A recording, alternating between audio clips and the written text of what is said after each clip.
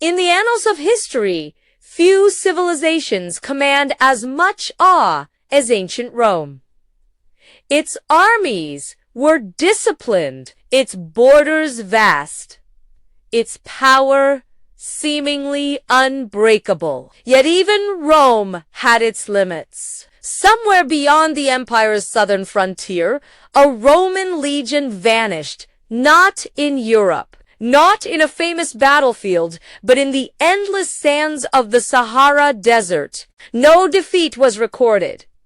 No survivors returned.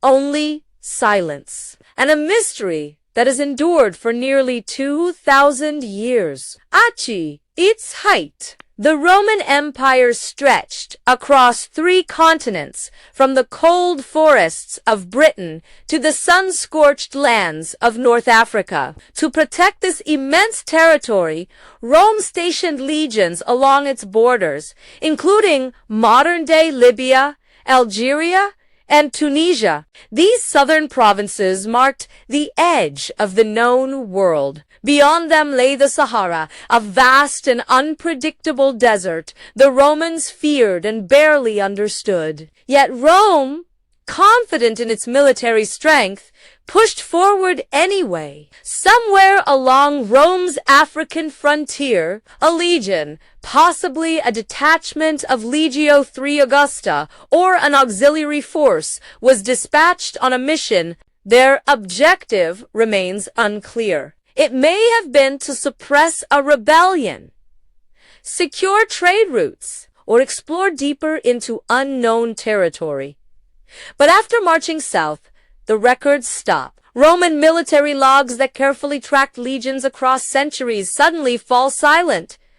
No victory report, no casualty list, no explanation. The legion simply disappears from history. To understand what may have happened, one must understand the Sahara itself. The desert was not empty. It was alive, harsh, and unforgiving.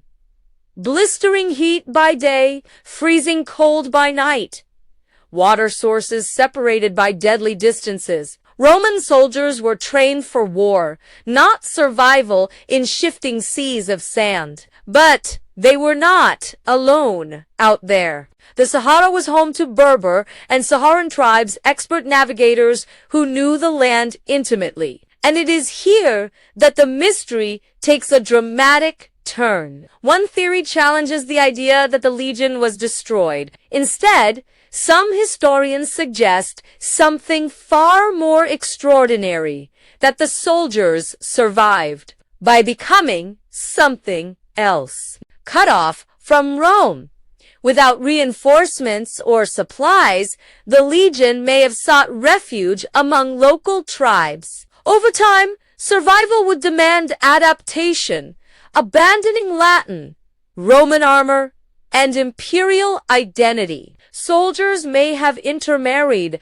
adopted local customs, and blended into Saharan societies. Within a few generations, the legion would no longer be Roman, at least not in name. Supporters of this theory point to unusual discoveries. Roman coins, pottery, and metalwork have been found far south of established Roman forts, deep into Saharan regions where Roman presence was never officially recorded. Some Saharan oral traditions speak of pale-skinned warriors arriving long ago, bringing new weapons and tactics. Even modern genetic studies in parts of the Sahel and Sahara reveal traces of Mediterranean ancestry that predate later Arab expansion. None of this proves the fate of a specific legion, but together the clues raise powerful questions. Not all historians are convinced. Many argue the legion likely perished, victims of dehydration, starvation, or violent conflict. The desert erases evidence quickly. Sandstorms bury camps. Heat destroys organic remains. Entire armies can vanish without leaving a trace. To these scholars, the assimilation theory is romantic but unproven. The truth, they say, may simply be lost forever.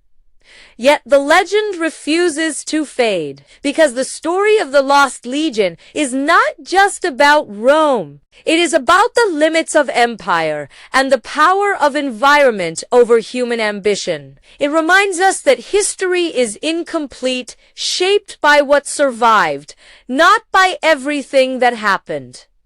Somewhere beneath the sands, the truth still waits. The Sahara keeps its secrets well.